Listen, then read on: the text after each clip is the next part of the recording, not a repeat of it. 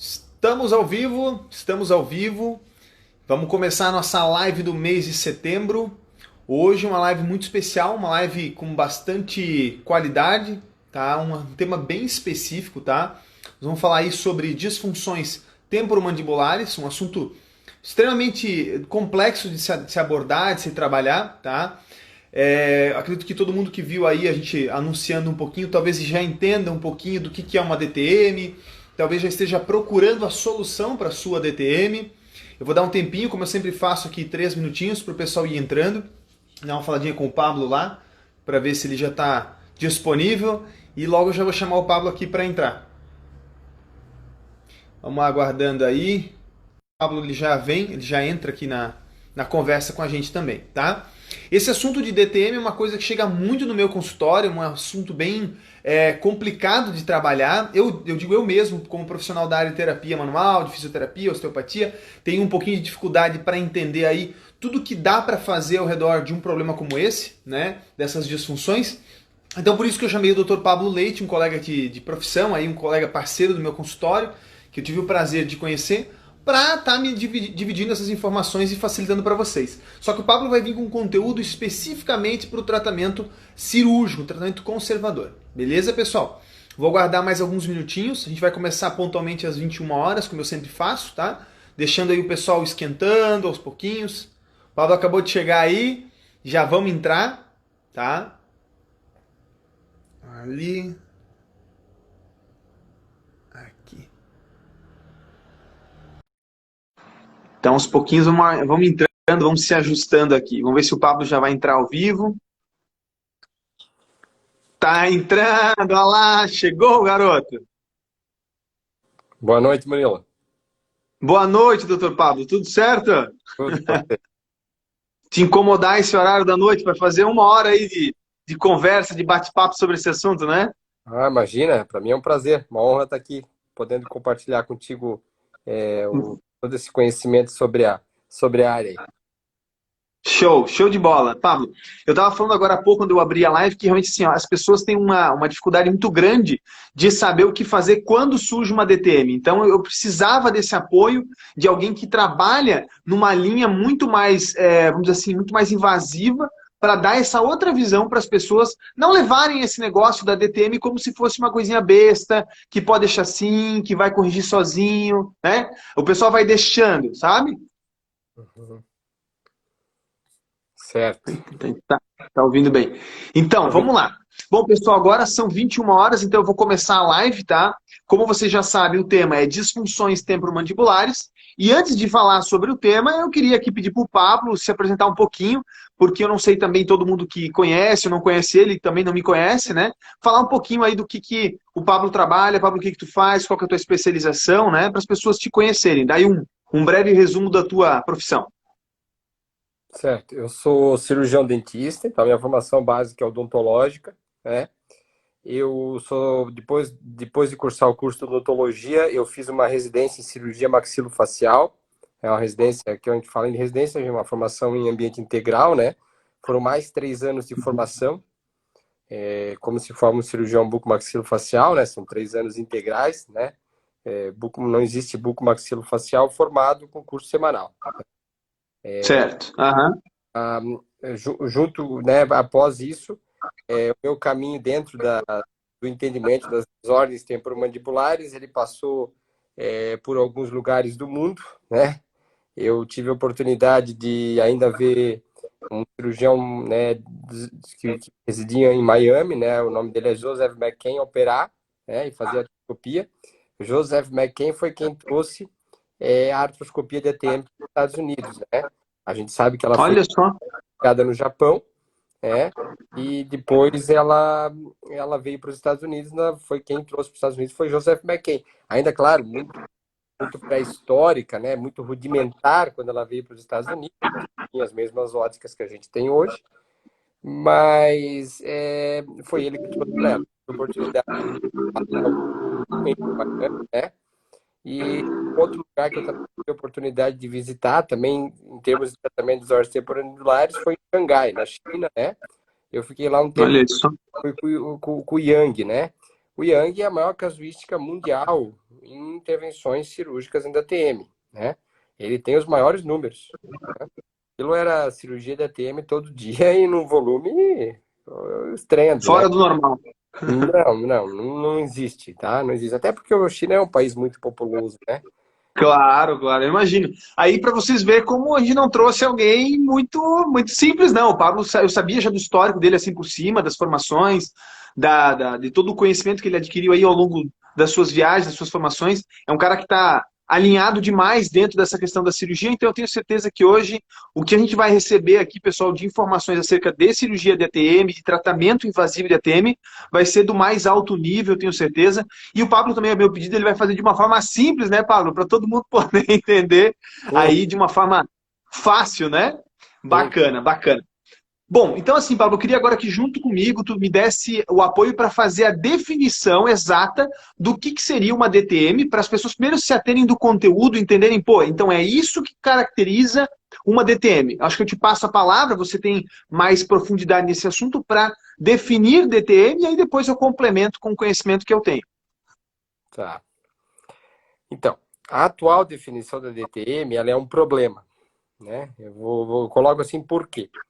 Porque quando ela foi criada, a disfunção temporomandibular, a desordem temporomandibular, do ponto de vista conceitual, ele foi muito abrangente. Ele não Sim, separou o que era mialgia, ele não separou o que era artralgia. Então, sim. hoje, né, o que a gente entende, né? Que a desordem temporomandibular é qualquer alteração nos músculos, né, do sistema mastigatório e na articulação do sistema mastigatório. Então, é muito É o abrangente. desequilíbrio do todo, né? Exatamente. Então, é um distúrbio músculo-esquelético, é assim colocado, né? Músculo, esqueleto, não sei se ficou claro, né? O tecido Sim. muscular, o músculo e o osso, né? E que é relacionado a essas estruturas, né? Então, tudo que está em desequilíbrio relacionado às estruturas é desordem temporomandibular, né? Então aqui vai caber tanto desde o probleminha na articulação, quanto na região mandibular ou maxilar, até os desequilíbrios da própria musculatura, musculatura suprainferoidea, tudo. É isso, Pablo? Fecha o contexto de tudo. Na definição hoje é isso. É isso. Na realidade, é porque como ainda não se sabia algumas coisas e ainda não se sabe, ainda as coisas estão pendulando muito, né? Estão pendulando muito para um lado, pendula para o outro, ou seja, alguns hipotizando alguma coisa dentro da sua experiência clínica, alguns hipotizando outra da sua experiência clínica e publicando artigos sobre isso, sobre essas Aham. definições conceituais, inclusive um que saiu essa semana, né? Que eu terminei de ler hoje à noite, né? Ele coloca que as desordens temporomandibulares tinham um terceiro fator, né? The third pathway, o terceiro caminho nelas, que a gente tem que Olha eliminar só. esse caminho. Qual que seria esse caminho, né? Achar que realmente desordem temporomandibular é causada pela oclusão. Entendeu? Sim, Não é, sim. sabe? Que é uma indagação grande, né? Não é. É muito. Isso é levantar. A mordida não causa, a má oclusão não causa desordem temporomandibular. Até porque eu mesmo sei que eu tenho vários pacientes com mordidas Não, desajustadas, não. desequilibradas, e nunca tiveram sintoma nenhum, tá? Certo. Isso é uma indagação boa, né? Então a gente vai colocar aí dentro, já agora pulando, então, depois da definição, já pulando para os sinais e sintomas clássicos de uma disfunção temporomandibular, que agora, como o Pablo colocou, é muito mais abrangente, para daí a gente já ir entrando, Pablo, nessas possíveis causas. Porque eu sempre digo assim, causa nada mais é do que uma hipótese que você cria, baseada num raciocínio, num estudo, num aprofundamento, que você confirma ou não, de cliente para cliente, também baseado na tua abordagem prática, que foi o que você acabou de falar. Eu faço uma avaliação no meu consultório, vejo muita gente com má oclusão, mas nem todo mundo com DTM. Exatamente. Não dá para considerar só. Mas aí, como sinais e sintomas? Eu vou começar a elencar alguns, Pablo, e eu gostaria que você fosse aí me complementando na medida do que pode. O que chega para mim, Murilo, no consultório, que eu elenco como uma disfunção temporomandibular e inicio daí o tratamento, se for o caso, ou encaminho, se for o caso, que a gente vai falar mais adiante. O que eu vejo, assim, como sinais mais clássicos, para você que está em casa tentar entender aí como que você pode suspeitar poxa, será que eu tenho isso que eles estão falando na live? Será que realmente é interessante para mim esse tipo de conteúdo? Para você entender, como o Pablo falou, é todo tipo de disfunção, de problema, vamos falar no vulgar assim, que atinja toda a parte locomotora da boca de um modo geral. Tá? E aí vai abranger um pouquinho depois a questão locomotora. Mas o tipo de cliente que chega no consultório, acredito que no do Pablo também, normalmente é um cliente que ele chega com estalidozinho na ATM, ele chega com aquele ruído na abertura, no fechamento da boca, ou mais na abertura, ou mais no fechamento, chega com criptação, chega com alguns pontos palpáveis na face que são meio dolorosos, pontos álgicos, né? Inflamatórios ali assim. E aí, Pablo, o que mais que chega? A maior parte, né, dos pacientes, elas chegam hoje, né? Eu vou elencar, de maneira resumida, né? Exato, vamos fazer assim. A incidência alto vale, médio vale, né? Todo dia que eu atendo pacientes com DTM, no final do dia eu faço eu preencho algumas coisas, né? Eu, querendo ou não, eu lembro muita coisa e já preencho, porque eu tenho tudo isso muito catalogado, né? Legal. Tenho 13 anos de informações aqui comigo, de perspectiva de incidência média, Bom. né? Hoje, em torno de 35%, 38% dos pacientes têm otorrino. Por quê? Olha só, otorrino. Otorrino, ou seja, a paciente tem dor no ouvido, mas não dor de ouvido. De ouvido. É na estrutura em si, né?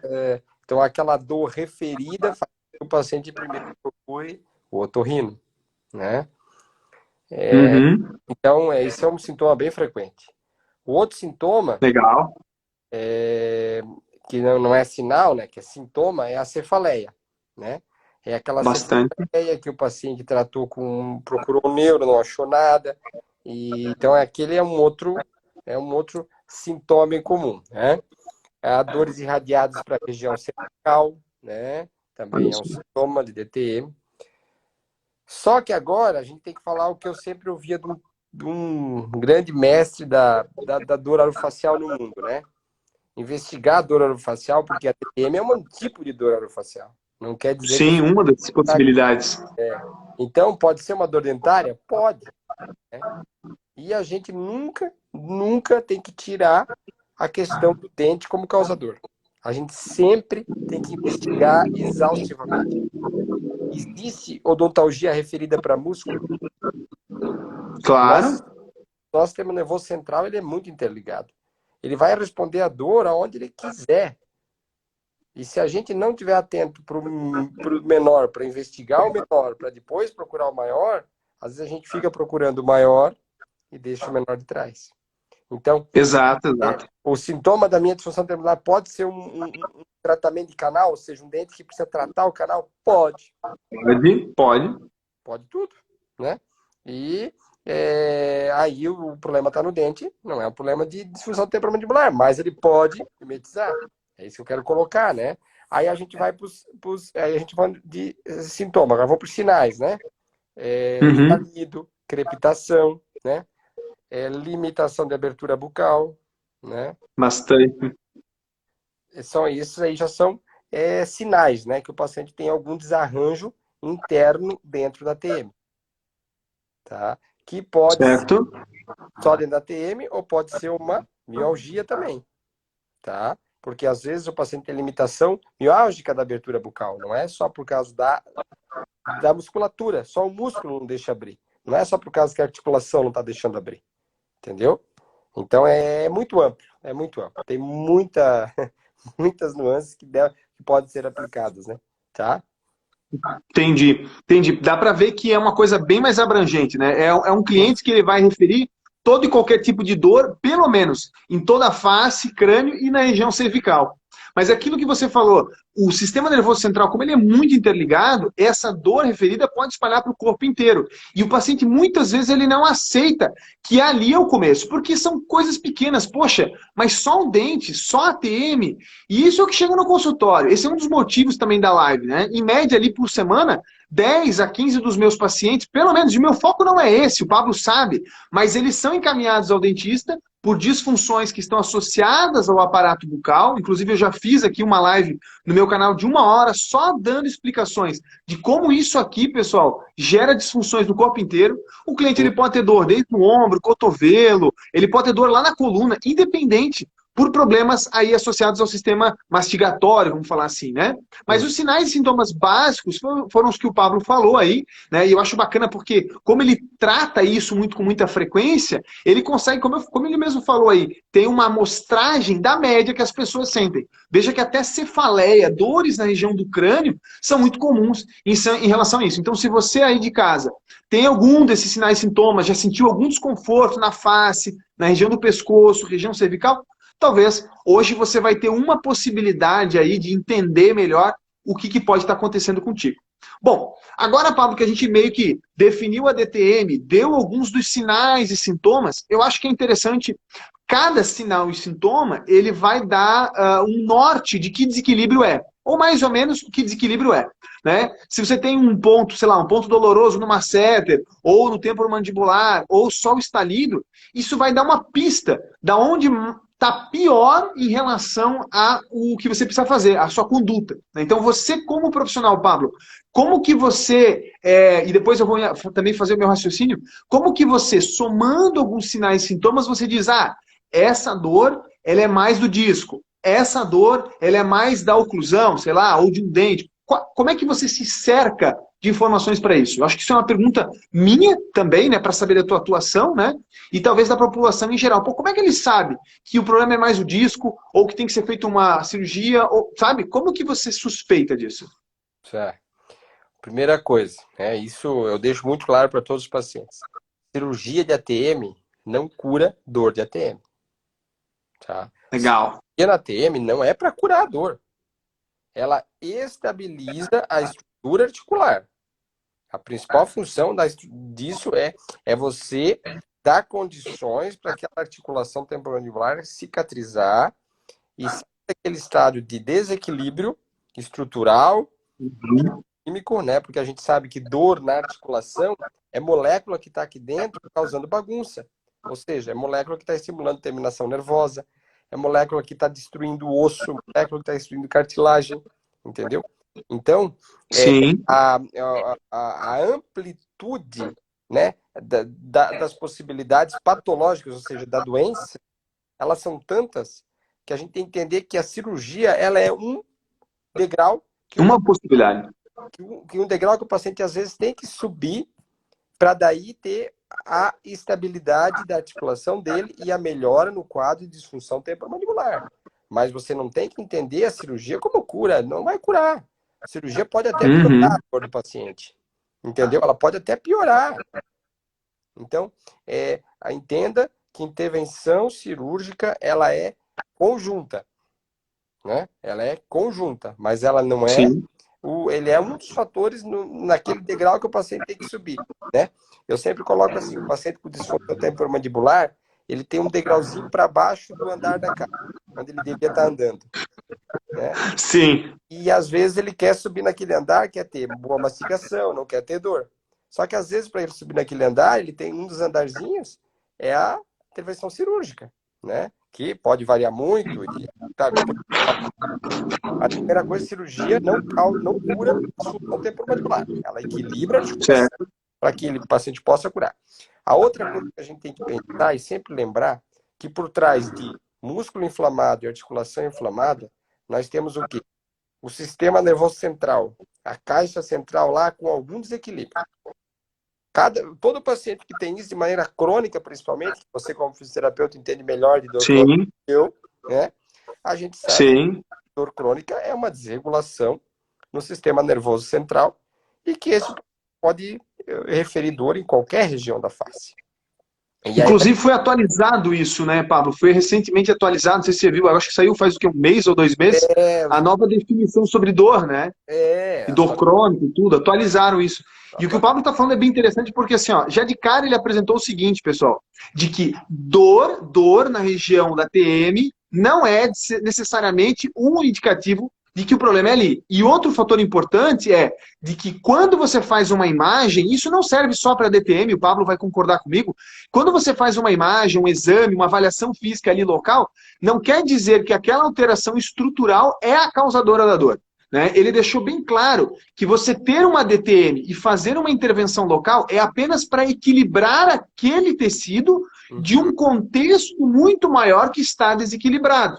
E aí que vem um ponto que você falou da dor crônica, eu acho bem interessante. Porque eu gosto de explicar isso, Pablo, no meu consultório eu explico desse jeito. Imagine você que dor é uma... A definição atual é essa. Dor é uma experiência emocional desagradável, possivelmente ou não, associada a uma lesão. O que isso quer dizer? Que quando ela passa de 3 meses, você pode de fato ter uma lesão aqui ou não. Só ter a informação, um bug no sistema está lá ligado e você tem outras coisas que ligam aquela informação.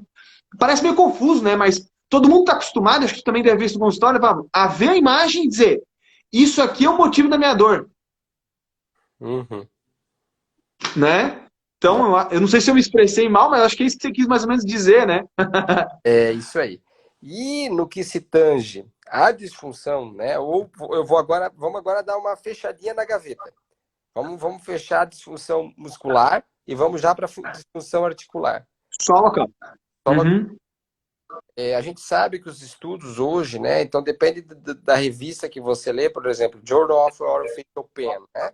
Ele é uma revista que engloba mais o sistema como um todo, né? Músculo, articulação e o sistema nervoso central. Agora, se você vai para uma revista como um Journal of Oral Maxillofacial Surgery, cada mês são inovações novas, tempo de diagnósticas com ressonância magnética e intervenções cirúrgicas intra-articulares. A minha pergunta é, se você está com dor no joelho, o ortopedista manda você colocar um sapato mais alto que o outro, ou ele pede uma ressonância magnética do seu joelho? Entendi. Ou você, Exato. ou, então, se você está com dor aqui, você tem que realmente desgastar a dente? Será que essa é a conduta? Ou será que foi a inflamação aqui dentro que mudou a relação dos dentes? Quem veio primeiro, né? Entendeu? Entendi. E a gente sabe que a maioria das vezes o problema vem daqui, ó. Tá? É uma inflamação intraarticular que mudou a relação oclusal. Entendeu? Então você não pode sair ajustando o dente, né? E achar que ajuste também dentário é a solução. Tá? Eu acho bacana, talvez já que você começou a falar agora especificamente da DTM, Pablo, eu acho que é legal a gente já talvez entrar para essa situação da cirurgia. Eu acho bacana você explicar para o pessoal. Bom, então tá, pessoal, chegamos à conclusão de que sim, é indicativo cirurgia, vai ser feita uma recuperação ali para de fato reposicionar o disco. Como que isso acontece, Pablo? Como que você aborda esse tipo de cliente? Qual que é o procedimento? Eu vejo que você estuda muito isso, como você mesmo citou algumas revistas focadas somente em diagnóstico da alteração local articular e o mecanismo curativo local. E isso que eu acho bacana de o pessoal visualizar. Poxa, existe essa tecnologia e existe aqui, existe em Rio do Sul. O Pablo é referência aqui no estado em relação a esse tipo de cirurgia, pelo menos a gente sabe que é uma boa opção quando indicado, mas explica para as pessoas, Pablo, do seu jeito aí, talvez um pouco mais simples, não tão técnico, como é feito essa cirurgia, como que é produzido esse tratamento? Na realidade é o seguinte, ó, todo paciente na avaliação inicial, o que eu tenho em mente é o quanto esse sistema dele está desestabilizado ou estabilizado. E eu tenho sempre em mente há quanto tempo a dor está presente. Como ela é estimulada no meu exame clínico, né? Então eu vejo que essa dor é estimulada de algumas maneiras, eu vejo que eu tenho mais uma mialgia, que é a inflamação muscular. Se a dor é estimulada de alguma maneira, o paciente refere dor, eu tenho uma artralgia. Tá? Então aí eu começo a fazer meio que um divisor de águas, né? Entre artralgia, dor na articulação, mialgia, dor na musculatura. Eu quero te fazer uma pergunta. Na sua concepção, que é um tratamento conservador e quanto tempo ele deveria ser efetivo? Por exemplo, olha, você está aplicando uma terapia conservadora no paciente, mas para que eu realmente ache que o tempo dela botou, qual é o tempo que você realmente abordaria esse paciente de uma maneira conservadora? Bom, então vamos lá. Eu acho assim, ó, muito legal essa pergunta porque ela conecta bem com a passagem do tratamento conservador para o tratamento invasivo, né? Vou Sim. falar especificamente do meu método de trabalho, da minha forma de tratar, né? E quanto é o tempo que eu coloco. Baseado no que eu avalio do cliente, se o problema é especificamente um problema mecânico na relação da articulação, então aqui quando a gente fala mecânico, eu gosto de botar o seguinte ponto. Essa relação mecânica ela é feita entre o osso da boca, no caso aqui para o pessoal o côndilo, que é esse ossinho e o osso da boca, a articulação e os ossos do crânio. Dentro da abordagem da terapia manual, da osteopatia, a gente visualiza qual é a participação da função craniana, e depois eu posso entrar um pouco mais a fundo, mas não quero delongar muito, qual é a participação da função craniana na relação da estabilização desse disco. Então, como o Pablo falou, qual é o prazo para que isso aconteça? Olha, Pablo, tratando aí com bastante qualidade todas as causas, todas as possíveis alterações que geram essa desordem craniana em relação à boca, por volta de 4 atendimentos do meu tratamento. Pô, Murilo, 4 atendimentos você consegue dizer se o cliente vai ou não operar, ou ele precisa ou não de uma medida um pouco mais invasiva? Sim, sim, eu insisto com o cliente sempre o tratamento conservador. E isso não é para uma DTM, isso é para um joelho que está prestes a operar, isso é para uma coluna que tem uma hérnia grave, porque é óbvio, uma medida conservadora, o nome já diz, ele conserva a situação que o cliente tem hoje de uma forma mais próximo da anatômica, mais próximo do real do cliente, sem ter a agressão de uma cirurgia. E aí que eu te pergunto, Pablo, na sua concepção, um tratamento prévio ali de 3, 4, 5 atendimentos que fosse, né, que passou por uma boa avaliação, passou por um bom profissional e chega para você, na sua interpretação, isso já é um checkmate ou você vai dizer, não, peraí, tem isso, isso, isso que eu não acordo e dá para fazer diferente. O que você acha? Eu acho que hoje, né, primeira coisa, tem que avaliar o eixo comportamental psicológico do paciente, né? Tem Questões paciente, somatoemocionais.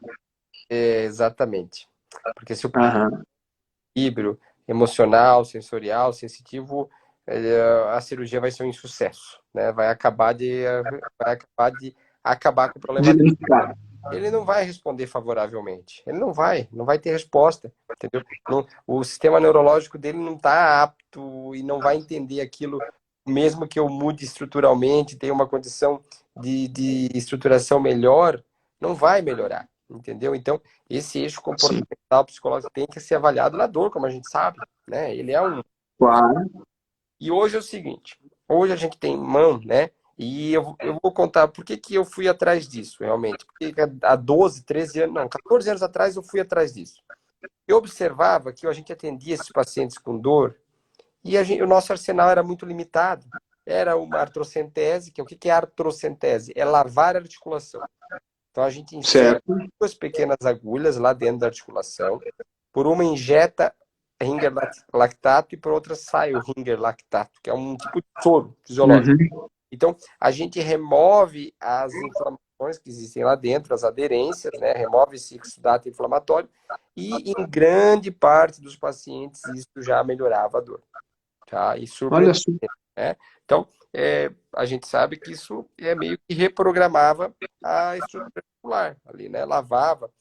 A própria Nitzan, que é a que desenvolveu essa técnica, né? Foi uma mulher, cirurgiã bucomaxilofacial, que desenvolveu e publicou, falava que isso melhorava a lubrificação intraarticular, né? Uhum. O outro detalhe, isso eu ouvi falar da boca desse cara, entendeu? McKen. Ele falou, problema de ATM, dor de ATM, não tem nada a ver com a posição do disco. O que manda Olha é só. a mobilidade do disco. Dor de ATM Mobilidade. é a mobilidade. Dor de ATM é bioquímica. Dor de ATM é falta de adaptação estrutural. Falta de adaptação estrutural? Sim. Pega o paciente, olha a ressonância dos 2 lados. A ressonância parece que está normal e ele tem mais dor na ressonância do lado normal que na ressonância do exame que Está mostra. desgastado. Por quê? É falta de adaptação estrutural. E bioquimicamente Sim. aquilo não está respondendo favoravelmente. E aí leva aquela dor. Depois, quando eu fui atrás de artroscopia, há 12 anos atrás, né? E aí eu fui até buscar aprender essa técnica. No Brasil ainda ninguém ensinava. No Brasil estava começando a chegar a falar nisso. Falava-se, tinha-se alguns de fora, mas ninguém ensinava ainda a artroscopia no Brasil. Não tinha ninguém. E aí eu fui para fora, fui buscar para ver se eu aprendia a técnica, né? E depois Uhum. a gente começou a ver lá dentro da articulação, de maneira conservadora, porque a gente não fazia um corte, né? Eram duas pequenas Sim. coisinhas, e eu consegui enxergar, e aí eu começou a entender que existia a anatomia da artroscopia, né? A anatomia artroscópica, que é diferente da anatomia, né? Claro, com certeza. E de uma coisa, quando você está vendo a olho nu, é outra. E ali eu comecei a entender que grande parte desses pacientes que referiam a essa dor articular, que não respondia, tinham alterações lá dentro. Na minha casuística, de todos os casos que eu tenho fotografado, né, a incidência de aderências é muito alta. O que a gente tem que pensar que é aderência? Aderência é como se fosse uns chicletezinhos colando o disco no osso. Ele cola. Uhum. E aí o disco não tem mobilidade. Mobilidade. Por isso que quando eu lavo via artroscopia e vou lá e faço um cortezinho na região anterior do disco. Eu corto onde o disco está inserido no músculo, que a gente chama de miotomia, Uhum. procedimento, e aí o disco fica pós Livre. que o pós-paciente já diz, doutor, aquela pressão, aquela dor que eu tinha aqui dentro, não sinto mais. Olha só. Só simplesmente dando mobilidade. Muito interessante, porque a proposta do tratamento conservador sempre é essa visão do tipo, vamos avaliar as duas ATMs. Aqui o cliente sente dor, e aí eu vou te dar a experiência que eu vejo no consultório, né? Geralmente é a articulação mais móvel, o termo hipermóvel, hipermobilidade, né? E a gente percebe que o lado oposto, pouco móvel, é aquele mais, vamos dizer assim, o mais conservado, vamos dizer assim. Aquele que tem o maior movimento, ele acaba, no longo do tempo, tendo mais agressão, mas num primeiro momento pode ser o contrário. Que foi interessante você falar, pô, Bruno, a gente faz o exame e vê que o lado que mexe menos está mais desgastado e o lado que mexe mais está mais íntegro e por isso também não dá sintomatologia. Devolver movimento é o padrão digamos assim, de todo o tratamento conservador. Não importa para quê, né? Mas bem bacana, Pablo, assim, essa conexão, essa visão conservadora, como você falou, essa visão conservadora, mesmo dentro de uma visão um pouco invasiva, talvez como você falou da técnica ali que faz a limpeza local. É minimamente invasiva, né?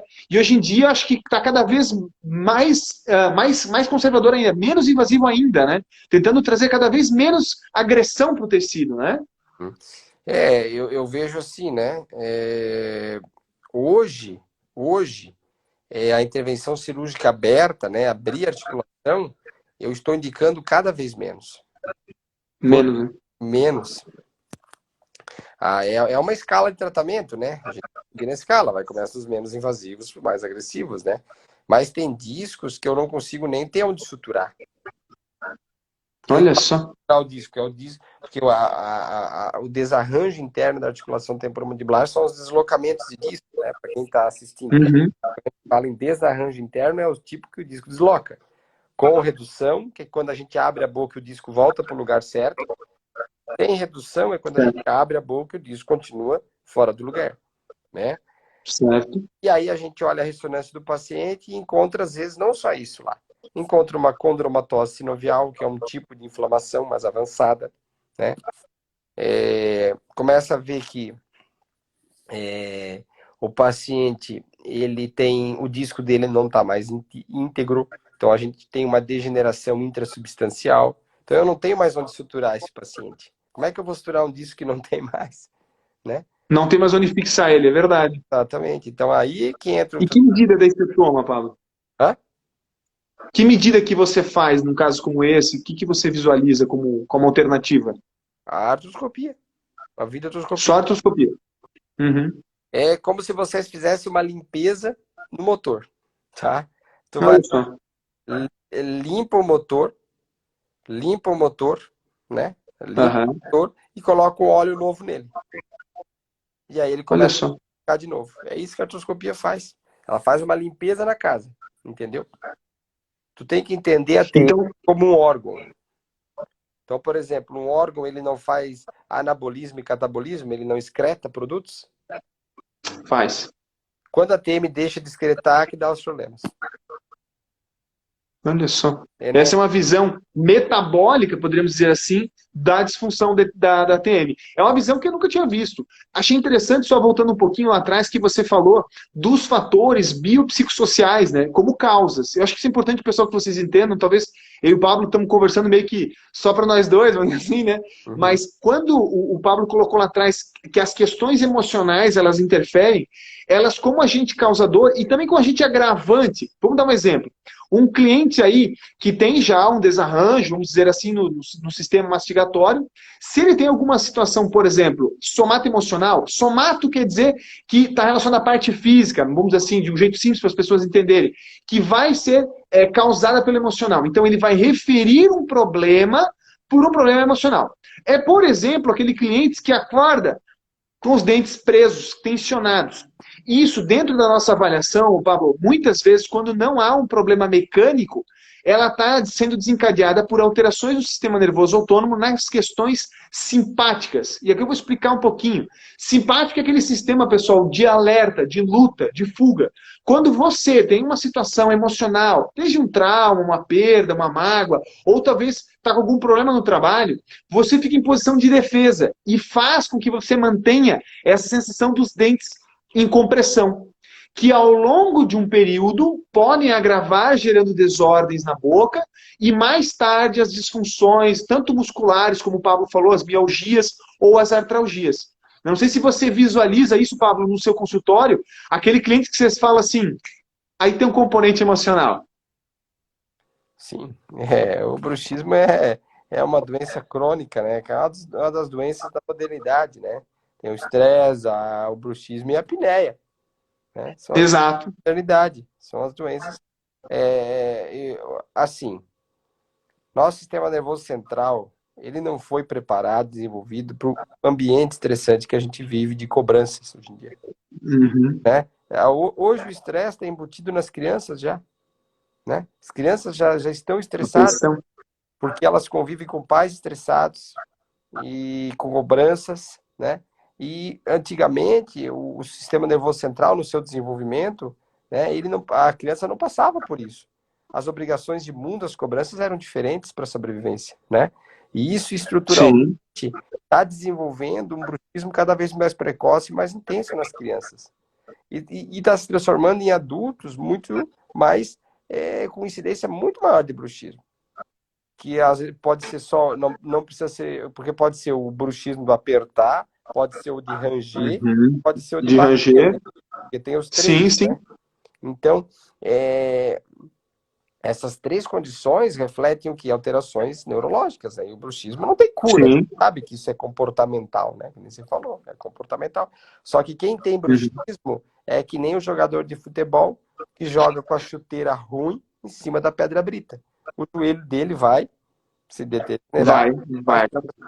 Entendeu? Quem tem bruxismo é assim, nunca vai esquecer disso na tua vida. Quem tem bruxismo é jogador de futebol que joga com a chuteira ruim em cima da pedra brita, tá? O joelho dele já era. E bacana. Então, assim, em se tratando de tratamentos, né? Vou trazer um pouco para a visão conservadora. Quando eu atendo um cliente que tem uma DTM, a visão que eu tenho, como você falou, é do todo, e a gente divide esse tratamento em algumas partes. Primeiro, eu diria assim que dá para se utilizar de uma visão mais biomecânica. Sim, a gente checa aí para ver se realmente o ritmo de abertura das duas está igual, está simétrico, se não tem um desvio.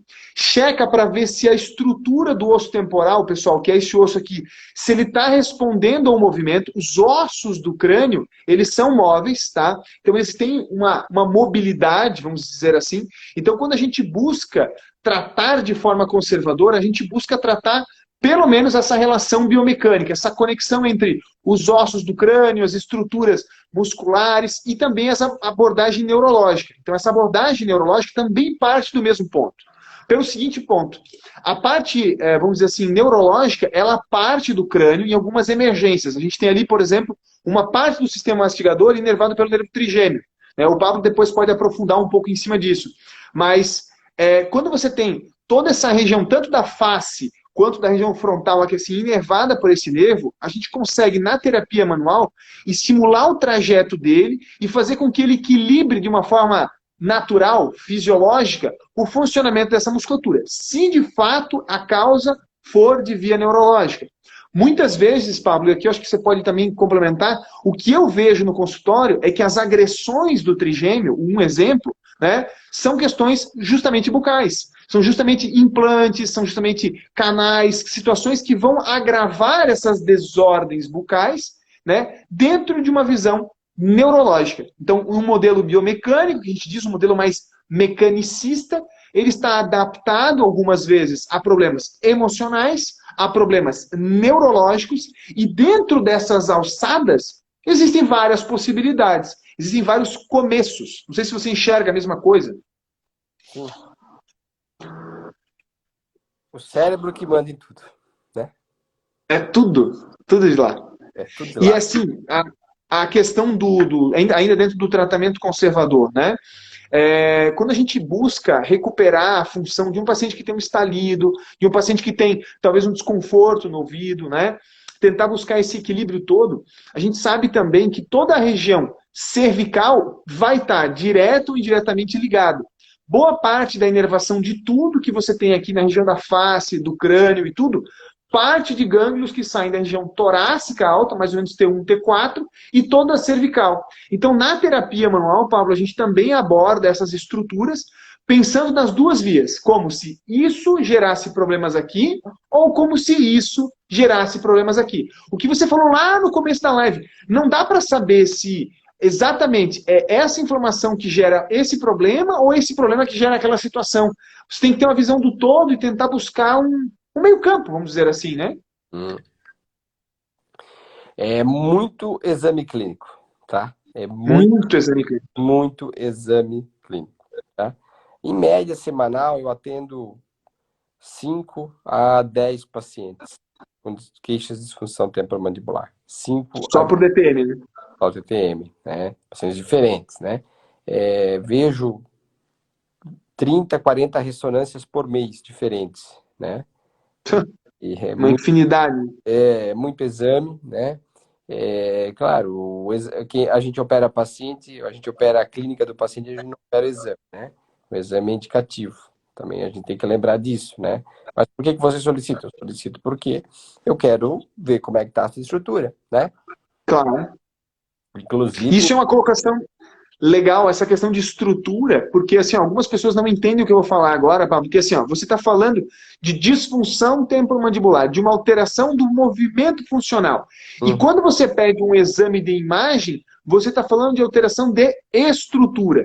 E isso é interessante porque são coisas que se complementam, mas para que você em casa entenda, quando você está falando de uma alteração da estrutura, você está próximo de uma doença. Por exemplo, uma condropatia é uma alteração estrutural daquela articulação, daquela cartilagem. Isso é uma doença, entre aspas.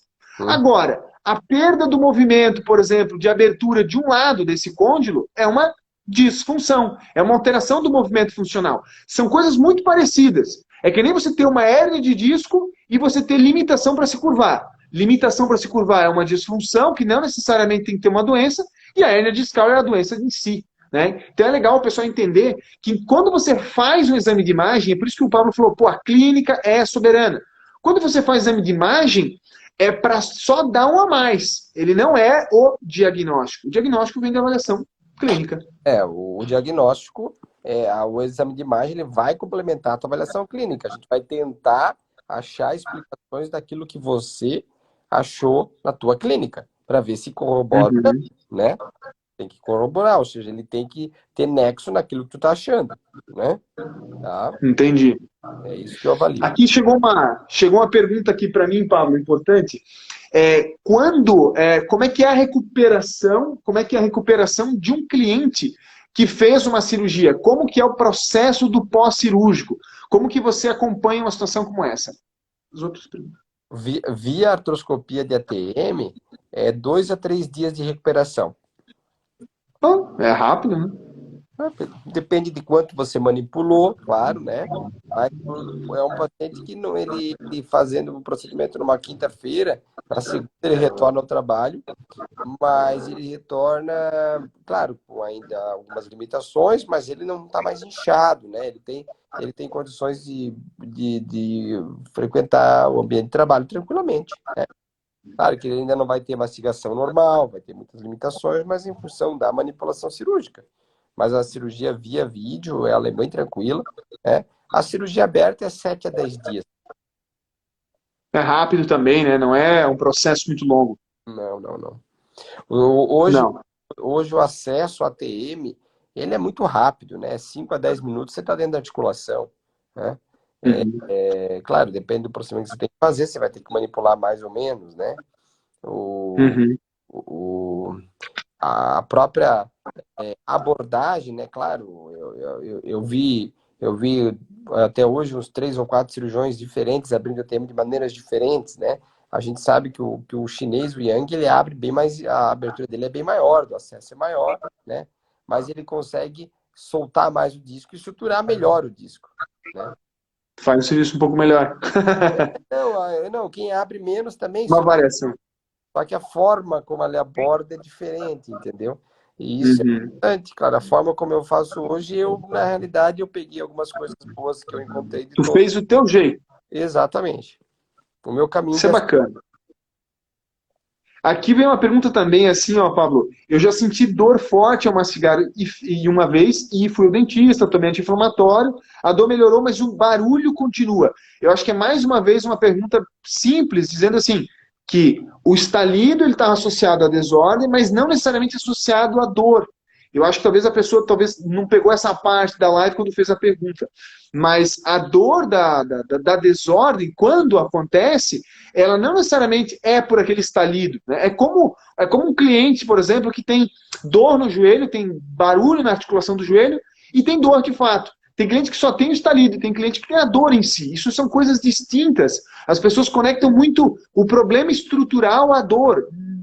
Não é a mesma coisa, não é a mesma coisa, parece. Se você estudar a história natural da evolução, da disfunção de articulação, da degeneração interna, onde esse paciente falou que de repente deu uma dor forte e hoje ele só tem estalido. A dor forte foi provavelmente o que ele colocou. Olha só. Tem estalido na hora que ele abre ou fecha a boca, porque é quando recupera, quando o côndilo e o disco vão para o lugar correto. Então ele abre a boca, tac, vai para o lugar correto. Foi pro lugar, foi pra posição. Exatamente, é o momento em que o disco recupera a relação com o côndilo. Pois é, e aí e depois que ele recupera essa situação, né? Na tua abordagem, assim, se você visualiza isso, tu indicas alguma situação de manutenção? Porque eu vejo assim, ó, Pablo, não sei se eu vou falar alguma coisa muito fora, mas eu vejo alguns dentistas que, quando eles visualizam que há o ruído, entendendo que o disco ele está mais móvel, eles optam por, então vamos colocar um aparelho normal, porque isso pode alinhar a sua oclusão e estabilizar o disco. Isso sempre foi uma dúvida para mim. Faz algum sentido isso? Não. Como medida conservadora? Se com a cirurgia, campo aberto, eu estou olhando para o disco, eu estou com o bisturi na mão, eu vou ali para mim cortar a inserção do disco, eu preciso cortar para colocar o disco em outra posição. E mesmo em Já é casos difícil. alterados, o disco recidiva, ele volta para frente. Você acha que alguma manobra não mexendo lá vai fazer isso? Difícil, né? Difícil. Recaptura de disco. Pode até. É bem difícil. É muito difícil você pensar que isso, né, possa acontecer. Por isso que realmente, quando eu avalio e trato, eu opto por até 4 atendimentos. Porque se eu vejo que esse disco ele não estabilizou no côndilo, ele não está tendo um movimento, um ritmo de movimento entre temporal, estrutura craniana, a própria região da boca, é porque a coisa já está bem mais desgastada, bem mais difícil de estabilizar. E Sim. precisa uma medida um pouco mais invasiva. Com certeza. Com certeza. Aí a gente começa a pesar, né? Por exemplo, eu teve um paciente que eu fiz uma discoplastia. Ele tinha muito estalido. Olha só. Então, via vídeo, eu consegui mudar a forma do disco. Ele ficou melhor no côndilo. E aí ele não teve tá lido.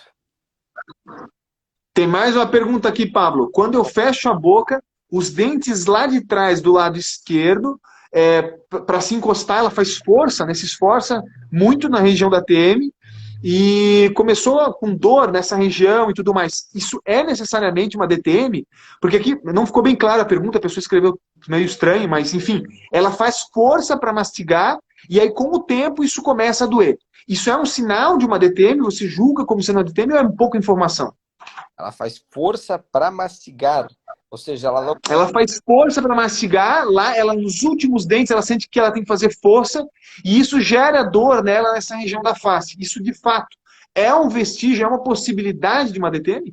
É uma possibilidade. Ela deve estar com alguma fadiga muscular, né? O músculo deve estar sendo tão super Hiper requisitado solicitado? por um bruxismo, alguma coisa, esse músculo não tem força. Então ela deve estar fazendo fadiga muscular, né? Aquele sinal que queima, parece que arde, né? Parece que tem cansaço. Não dá para ler isso. Entendi. Não, faz todo sentido. Então, na verdade, assim, toda vez que você faz, e aí para complementar o que o Pablo falou, toda vez que você faz um esforço, um gasto energético demasiado para toda e qualquer função sua, existe uma provável disfunção. O corpo ele tem uma lei, pessoal, e aqui eu acho que o Pablo também vai entender o que eu estou falando, que dentro das suas prioridades, uma das mais importantes é economizar energia.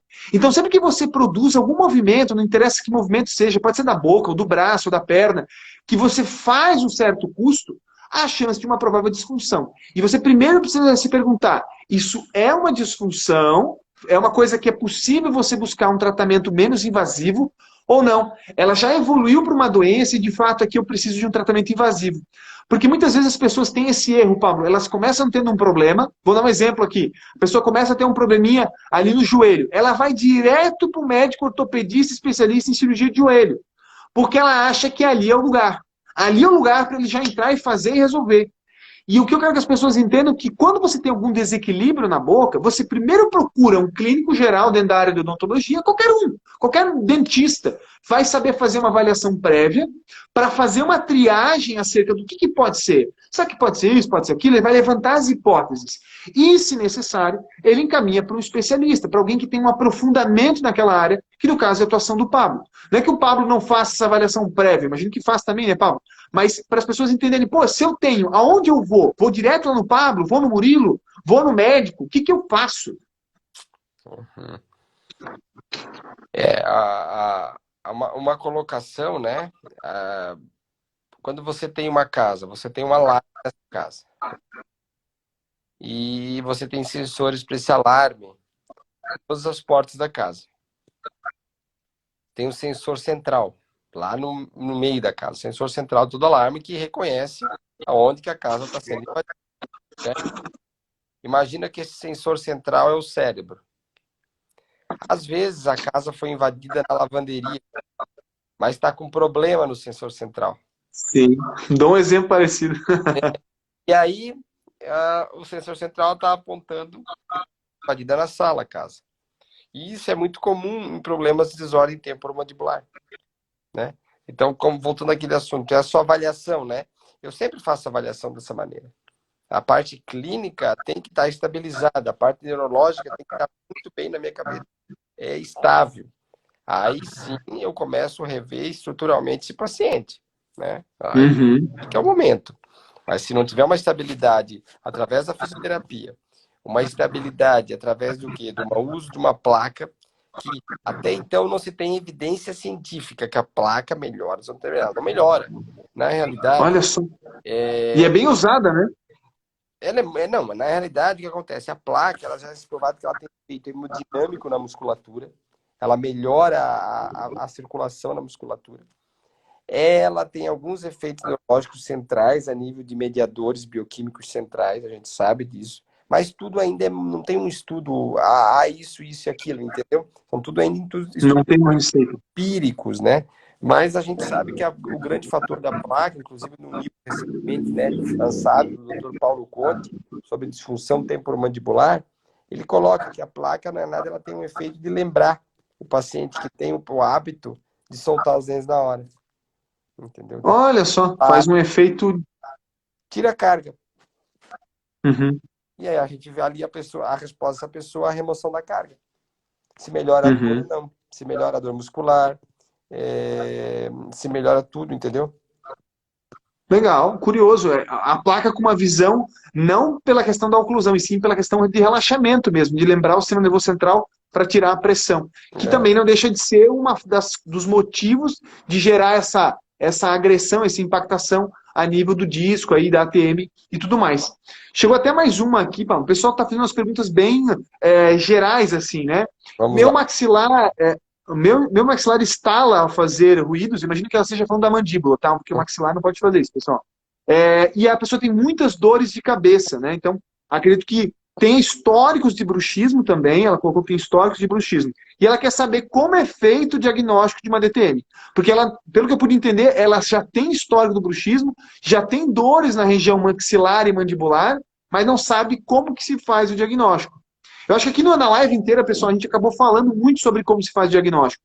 Você pode fazer um diagnóstico tanto procurando um dentista que tem essa visão, esse aprofundamento que o Pablo tem, e ele vai utilizar as abordagens certas para avaliar, principalmente, pelo que eu pude entender, Pablo, as informações neurológicas, as aferências e referências do sistema nervoso central, e você pode procurar alguém dentro também da terapia manual, que é o que eu faço, para avaliar as questões mecânicas, neurológicas, os fatores biopsicossociais.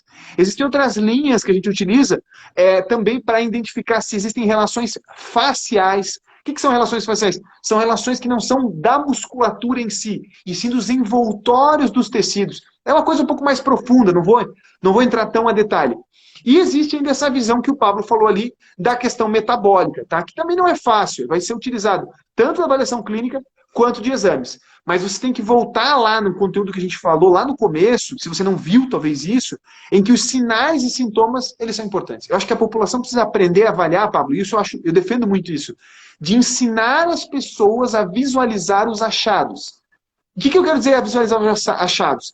É não ver uma imagem e dizer que aquele é o problema. É somar aquela imagem, aquele achado, a outro achado, outro achado, outro achado, e aquele conjunto. Opa, pode ser que eu tenha uma DTM, então eu vou lá no Pablo porque ele vai me dizer se eu tenho ou não. A conclusão, a canetada final, quem dá é o profissional. Mas hoje em dia a informação está tão livre que todo mundo tem acesso aos achados. Não sei se você visualiza isso também aí. Sim, sim, eu acho que hoje as pessoas, de uma maneira muito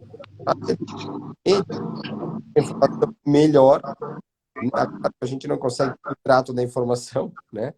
Infelizmente, os meios, né, de comunicação atuais aí que estão relacionados a sites de busca e outros, né, sites, eles aceitam qualquer informação, eles não conseguem filtrar, né? Claro. Claro que, por um lado, as pessoas conseguem encontrar quem seria responsável por resolver aquele problema. Então, Já é alguma coisa, né? ela abre um caminho, né? Ela abre um caminho. E eu já atendi pacientes que chegaram com, assim, buscando uma lesão temporomandibular e era um problema de neuralgia trigeminal, né?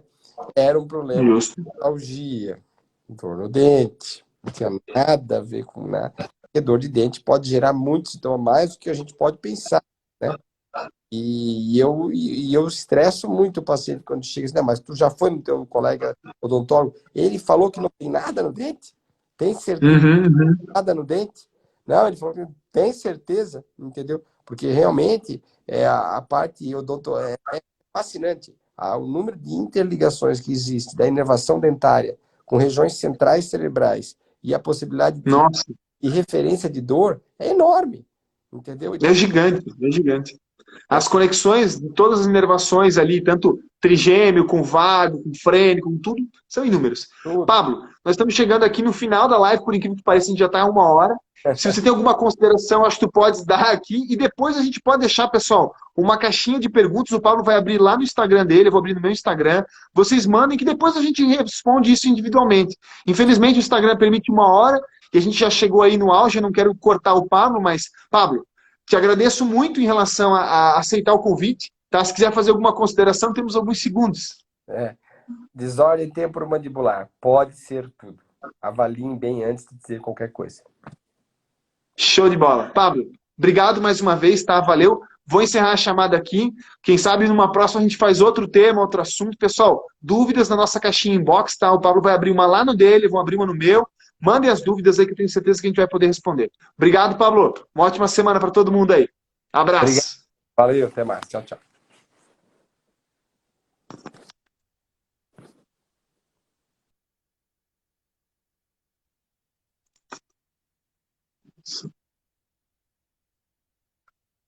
Vai encerrar daqui a alguns